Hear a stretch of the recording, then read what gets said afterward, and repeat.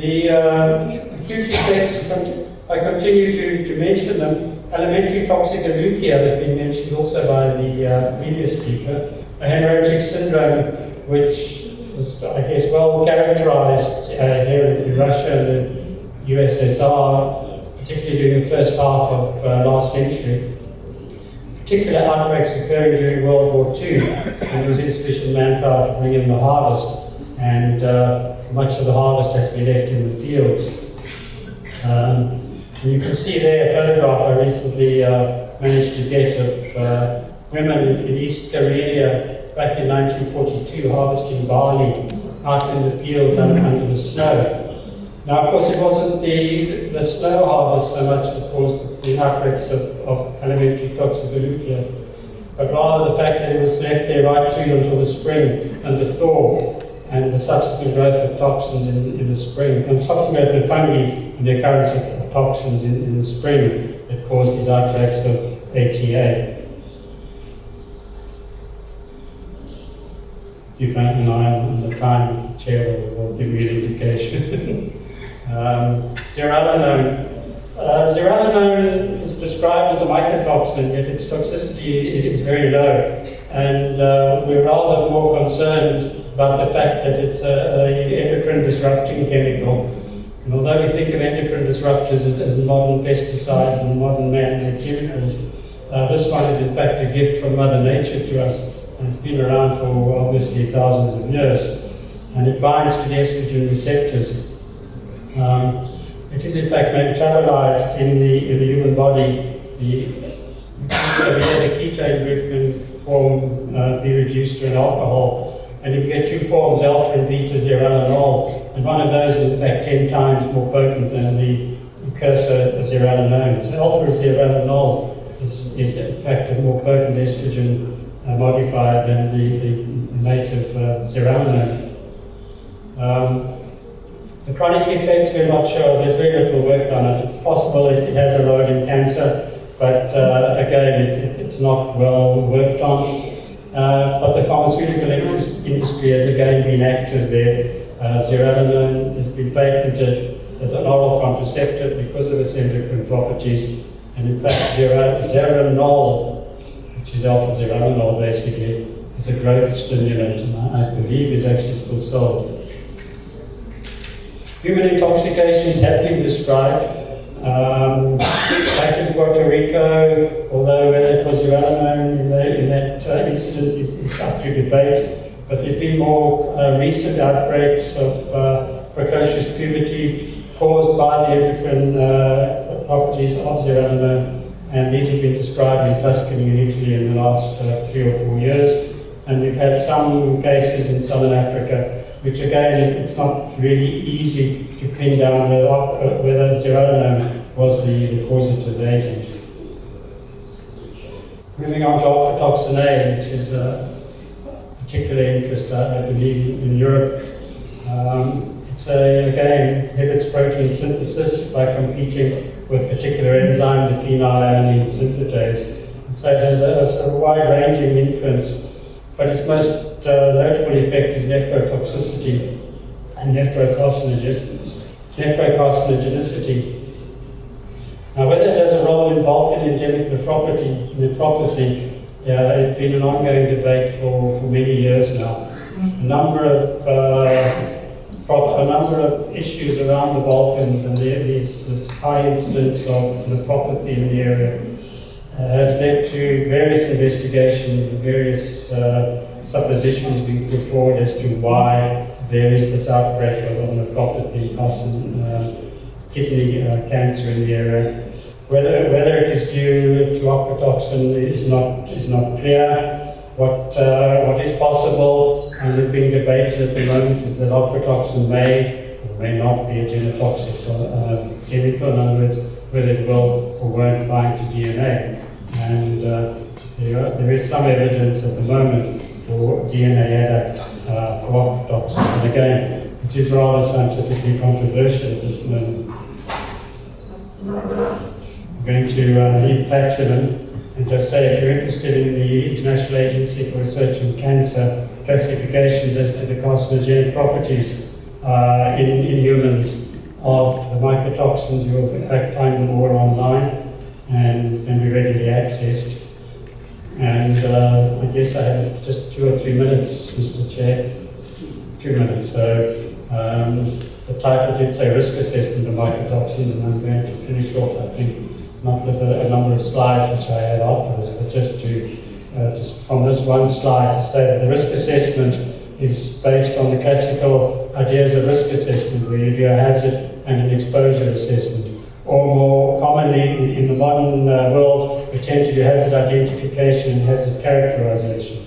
Now, in the identification, we believe we probably know most of the important mycotoxins at this stage. They can be characterized by animal studies. In fact, they've all been subject to a variety of work in a number of experimental animals and also domestic and farm animals. What we do lack in hazard characterization is human epidemiology. And for human epidemiology, we only really have work on aflatoxin. And the reasons for this is perhaps complex. Part of it is related to the absence of biomarkers, human biomarkers for most of the mycotoxins, other than for aflatoxin. So for the risk assessment, the hazard assessment can be done. The exposure assessment relates back to the work of the previous speaker. We need to know the levels in the food that we're eating, and we need to know how much of that food do we eat. Once we have those 2 figures, you will realize that those 2 figures are not necessarily single figures, but they represent distributions. There's a distribution of mycotoxins in our food, there's a distribution of our intakes, and distributions together, and we can do this with statistical packages, or if you don't have access to those, well, you can do it as single point estimates of exposure. And once you have an exposure assessment, you can go to a risk characterization. In other words, the risk manager must now come along and say, does this exposure pose a threat to the population? Is there a reason for us to intervene in the market, to remove food, to have legislation, or whatever the risk manager views as appropriate to reduce the risk to the population? And Mr. Chair, I think my time is up, so I'll finish there. I think we are on. Okay, thank you, Gordon. If there is any question from the audience? If not, I have a question. Gordon, in terms of risk assessment, how do you think we should approach the problem of the co-occurrence of mycotoxin, and therefore how we should evaluate the possibility that the additive effects, synergistic effects can even get worse the problem of risk exposure?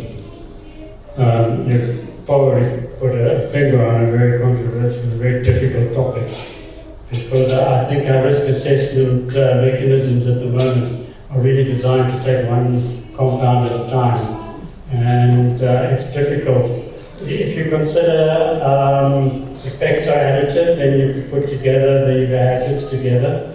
If they're synergistic, we don't really have enough information to know what that synergism might be. One would be particularly concerned with synergism in which the biochemical mode of action is very similar. For example, in aflatoxins and fumonisins, they are both going to influence the liver. Now we know that aflatoxin is a complete human carcinogen. It's an initiator and a promoter of liver cancer. The fumonisins are weak initiators but strong promoters. And a particular concern would be co-exposure to those 2 toxins. But how you put it together in a risk assessment, I think is going to need a lot of thought. And while you're on that sort of subject, I know that I think there's an international meeting being held sometime this summer in Europe, in which they're looking at those issues, well, not in mycotoxins, but in other exposures to other chemicals. And it is an interest among risk assessors. There is another question. Well, Please, would you? Dear lecturer, I have no more voice. How come you named that toxin T2 is considered to be biowarfare agent. Small, surely impossible. The history, how come? Who named and why? Who named it biowarfare? Yeah. Well, it's an interesting subject, and I only became involved because there was a meeting in Uganda about 3 years ago in which, out of the blue, I was asked to give a talk on biosafety.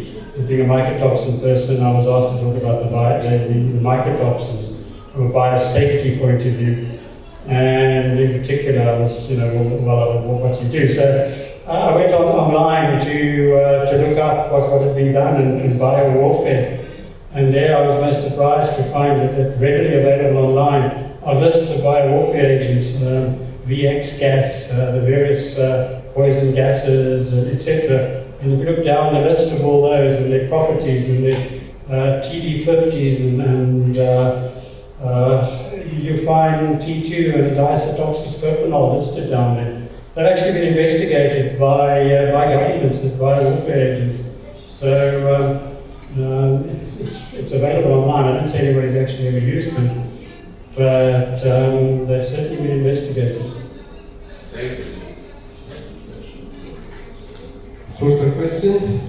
For Mr. Nutrition, also a little bit unusual that G2 toxin and 0 are in the same toxicity group 2B, because it was G2 toxin was a physiological factor of massive endemic mycotoxicoses in Russia in the 50s. It's toxicity uncomparable with 0. It's amazing. Could you explain? Yeah, sure. When you say 2B, I mustn't get the toxicities mixed up with the carcinogenicities. T2, you're quite right, it's probably one of the most potent of the mycotoxins as an acute agent. But when the International Agency for Research on Cancer lists them, it looks for carcinogenic properties. So it's not looking to see the overall toxicity, but the effect it has actually on producing cancers in the body. And as it turns out, the evidence in humans for both of them is that they are probable human carcinogens. And again, it's human carcinogenicity that's being assessed, not overall toxicity. So it's slightly different. But otherwise, I would agree with you. In toxicity terms, they're chalk and cheese.